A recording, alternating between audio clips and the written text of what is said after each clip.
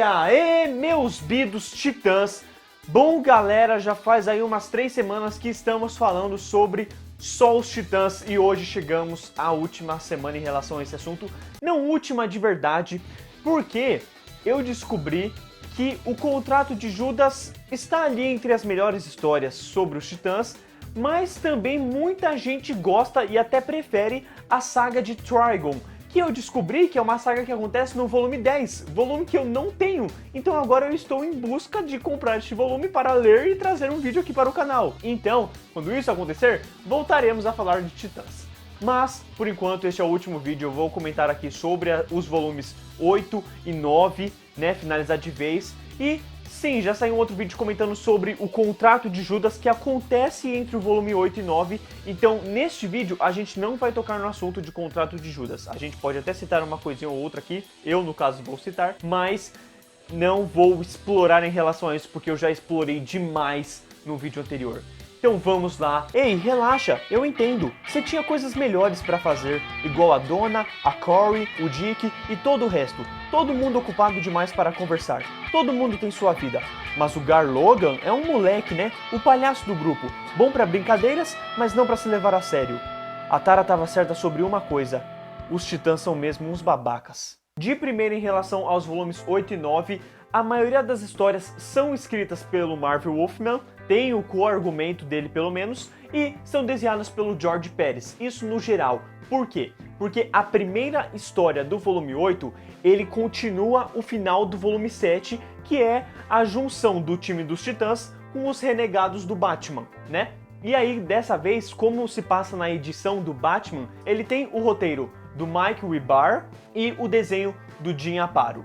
E na última edição do volume 9, eles têm uma história ali onde os titãs encontram os recombatentes. E aí nessa edição, por mais que a gente tenha o roteiro do Marv Wolfman, a gente não tem os desenhos do George Pérez, a gente tem os desenhos do Steve Hood. Tirando o contrato de Judas, que já é uma história, um arco muito importante por ter a criação do Asa Noturna, o histórico do Slade Wilson e a traição da Tara pro time, as outras edições são maravilhosas. Por quê? Porque no volume 8, a gente tem, primeiro, o Robin deixando de ser o Robin, o Dick Grayson abandonando o seu traje, e o que é mais legal, lembra que eu falei que no volume 6 e 7 ele tava muito bravo, ele tava muito ranzinza, ele tava sendo um bosta em relação ao time dele, ele não tava agindo como um líder direito? Isso porque ele tava tentando se reencontrar de verdade, principalmente em relação ao Batman, né? Porque no volume anterior tem determinados momentos que mostra que ele sente raiva do Batman sempre deixar ele de escanteio, sempre tratar ele como uma segunda opção, né, como o garoto prodígio. E aí neste volume 8, né, quando ele se encontra ali com o Batman e o time dos Titãs se ajudam com os times dos Renegados para derrotar os vilões ali, é muito legal, porque em um determinado momento o Batman quer dar as ordens e o Dick Grayson briga com ele, fala que ele não sabe dar ordens, que isso não é pra ele porque ele nunca trabalhou em time e ele sim, e aí ele que vai dar as ordens. Gente, esse momento é tudo, porque é essa hora que realmente o Dick Grayson ele tá aceitando quem ele deve ser e que ele não deve mais ficar atrás da capa do Batman, tá ligado? E é muito legal porque o Batman reconhece isso também. Todo mundo obedece os planos do Dick, todo mundo ganha a batalha e aí no final o Batman reconhece e fala que realmente um mentor pode aprender com um aprendiz. E aí é muito legal porque aí o Dick realmente tira toda a amargura dele contra o Batman e admite que um aprendiz nunca se torna tão bom quanto o mestre se não fosse o mestre. Eu não sei se eu falei a fala direito, mas eu acho que vocês entenderam, né? Ele basicamente agradece ao Batman, falando que ele não seria quem ele é agora se não fosse pelo Batman. Então acaba ali um momento de paz e aí a gente continua a história antes dele abandonar o traje e depois dele se conciliar com o Batman, é que a gente tem o passado da Donna Troy, da Moça Maravilha.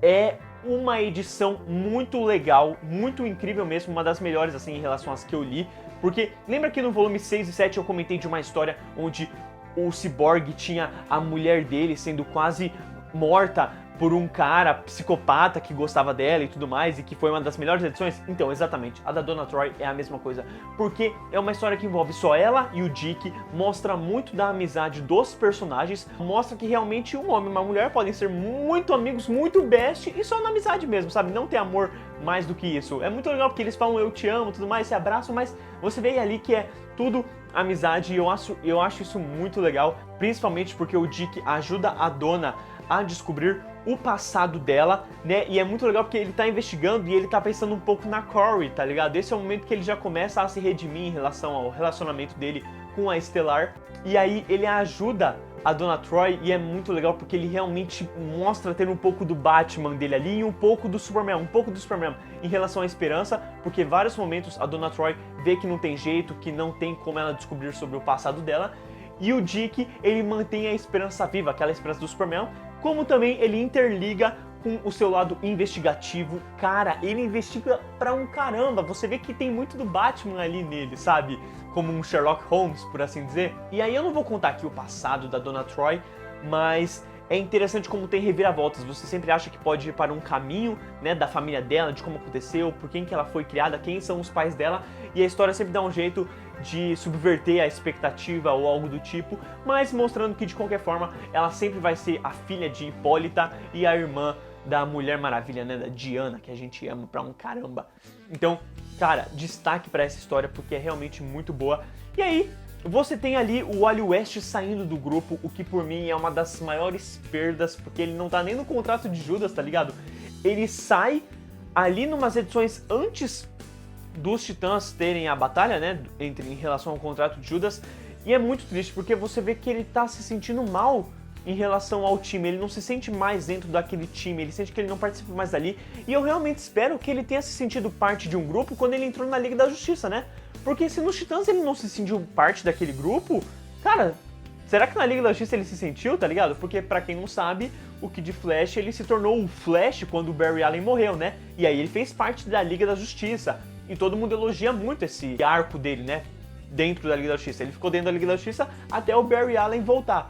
Então, eu realmente espero que ele tenha se sentido dentro de um grupo ali com a Liga, porque ele não se sentiu com os Titãs, e ele vai embora, e é muito triste, porque aí, quando ele vai embora, quando ele decide que vai embora, o Dick fala que vai parar de ser o Robin, e aí o Wally se sente meio sozinho, porque todo mundo dá mais atenção pro Dick pelo fato dele não ser mais o Robin, do que pelo Wally West, que era um cara do grupo estar indo embora, tá ligado? E ele sente isso todo momento. Mesmo que você pense que ele possa estar exagerando, poxa, tem sentido. Eu realmente senti muita dó do Wally West neste quadrinho, e dá muito mais dó ainda quando ele volta, porque depois do contrato de Judas, no volume 9, ele volta, né, para ajudar ali o time, para conversar com o time sobre alguma coisa, e acontece que o time meio que deixa ele de fora, assim, né? O time quer resolver um lance que tá acontecendo ali entre o Aqualad e a Aquagirl, que eles estão quase morrendo, que eles foram atacados pela Colmeia, que, né, fez uma barganha ali com o Exterminador para acontecer o contrato de Judas. Então, é muito legal porque,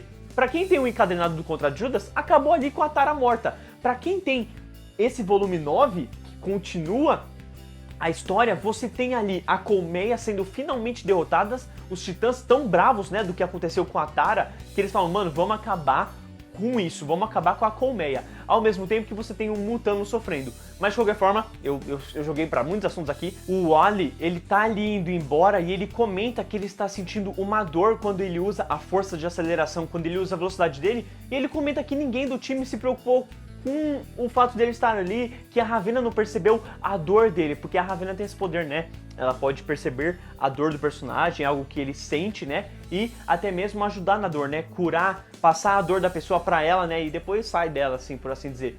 E aí ele comenta que ele acha que nem a Ravena se importa com ele, porque a Ravena não sentiu a dor dele. Por mais que ele não se toque, que a Ravena também tem o pai dela, super diabo, dentro da cabeça dela, então ela tá se preocupando com muita coisa, e aí ele não se toca dessas coisas. Então você tem esse lado do Wally que me deixa triste toda vez que eu vejo, porque, meu Deus, eu amo tanto esse personagem, e eu nem sabia que ele sofria tanto.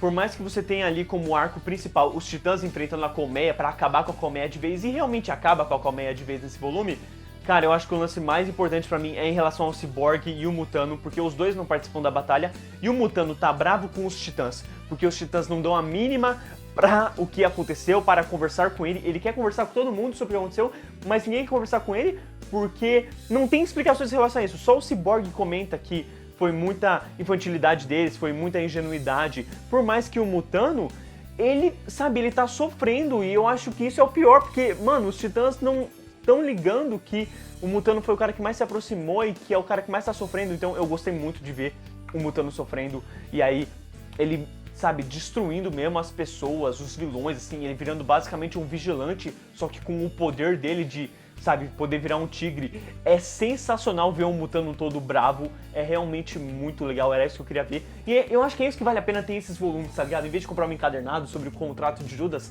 isso daqui você tem o que veio antes do contrato e o que veio depois, sabe? Você vê os acontecimentos ali mais completos. E é interessante porque eu comentava antes, né, que a gente ainda tem uns quadrados que explicam demais, mas eu não sei se é porque eu tô lendo muito os quadrinhos dos Titãs, mas eu estou menos, cada vez mais, percebendo esses detalhes que, né, não fazem diferença, que não tornam pior a história, mas que poderiam não estar, né, porque é uma história mais antiga, e aí eles tinham balões mais explicativos. E é engraçado porque eu tô lendo tanto que eu acho que eu nem tô percebendo mais esses probleminhas que eu percebia antes. E Titãs, sabe, a história dos Titãs é realmente muito envolvente, você gosta de ler, você vai lendo. Eu tava realmente comentando isso comigo mesmo, de que cada história, cada ediçãozinha, né, dentro desses encadernadinhos, né, dessas minisséries, desses volumes da Lenda dos Universos de Si, cada uma parece um episódio, parece que eu tô vendo um episódio de Titãs, e aí quando acaba eu fico com vontade de assistir o próximo episódio, sabe? E aí no caso aqui seria de ler a próxima página, a próxima edição. Então é realmente muito instigante, é muito divertido, assim, é gostoso. Tem realmente muita vibe daquele desenho animado do SBT, dos Jovens Titãs lá de 2003, mas melhor até, melhor porque é tudo muito rápido, acontece muita coisa e é realmente muito envolvente do começo ao fim. No fim, na última edição, a gente tem ali os Titãs enfrentando os Recombatentes, que são máquinas que acabaram ganhando sentimentos e pensamentos, sabe? Eles tiveram uma inteligência artificial ali, e aí as pessoas que criaram essas máquinas, né, eles querem destruir elas, só que agora elas pensam, elas sentem, elas têm sentimentos. Então não tem por que destruir. Se você destruir, você mata elas, tá ligado? E aí os Titãs vão enfrentar esse time, mas eles percebem que eles são do bem, e aí eles vão lá enfrentar o que criou tudo isso, né, quem criou essas máquinas. Cara, no fim é realmente muito triste, porque ele entrega ali uma linha de pensamento, né, sobre... Poxa, você mataria uma máquina sendo que ela pensa e que ela sente, que ela tem emoções, tá ligado? Eu acho que esse é um pensamento até bem legal, assim, que é desenvolvido aí por alguns filmes, né, tipo Wall-E. Enfim, a edição termina sem resolver o problema da Ravenna, porque, cara, o problema da Ravenna é comentado toda hora ela sente dor, toda hora ela quase se descontrola com o poder dela. E, sabe, não acabou aí, e tem o casamento da Donna Troy com o Terry Long, né, que é um homem ali comum, normal, que ela tá pra casar. E o mais interessante, o Mutano ele tá sofrendo muito, e aí quem ajuda ele a melhorar é uma garota chamada Jillian, que eu não fazia ideia de quem ela era, não sabia que ela existia, e ali no caso ela é uma ex-namorada dele que só terminou por causa do pai dela, que não queria o relacionamento dela com o Mutano, né, e aí agora ela voltou, aí ela acalma ele, ela melhora ele, e aí eu fui pesquisar, e tanto ela quanto o marido da Donna Troy, porque eu pensei, caraca, esses personagens não voltaram depois nos quadrinhos, né, sabe o que é interessante? Todos eles sumiram depois da crise nas Infinitas Terras, sabe? Eu não sei a partir de qual edição foi acontecer a crise. Eu acho que após a saga do Trigon, né? Envolvendo a Ravenna e tudo mais. Mas é interessante porque eles não foram mais comentados e vistos depois da crise. Tipo, aconteceu a crise e aí mudou algumas coisas, incluindo isso. E um lance que eu devo comentar, eu acho que eu comentei isso quando eu falei do volume 6 e 7, mas é que aqui no volume 9... tem de novo, né, a colmeia destruído, e aí aparece o monitor, né, da saga da crise, né, o cara que tá vigiando ali todas as pessoas, os heróis que podem salvar o mundo, né, o multiverso, e aparece ali ele tendo a notícia de que os Titãs derrotaram a colmeia, então foi um desafio muito grande que eles conseguiram derrotar, e aí ele já começa a pensar, né, sobre os Titãs participarem da crise. Acabou essas histórias maravilhosas dos Titãs criados pelo Marv Wolfman e George Pérez, nem preciso dizer que eu recomendo pra um caramba, né, e eu sinceramente estou muito empolgado para o volume 10, se você já leu, né, a saga do Trigon, comenta aí se é muito boa, se é melhor que o Contrato de Judas, porque eu estou muito empolgado para ler, principalmente depois do que falaram, e principalmente depois de perceber que a saga dele vai ser exatamente a adaptação que eu vi na 4ª temporada dos Jovens Titãs, que é simplesmente um dos melhores episódios da série no geral. Eu vou até rever Jovens Titãs, cara, só por causa desses quadrinhos, porque, nossa, tudo de bom. Obrigado por ter visto o vídeo até aqui, valeu, falou!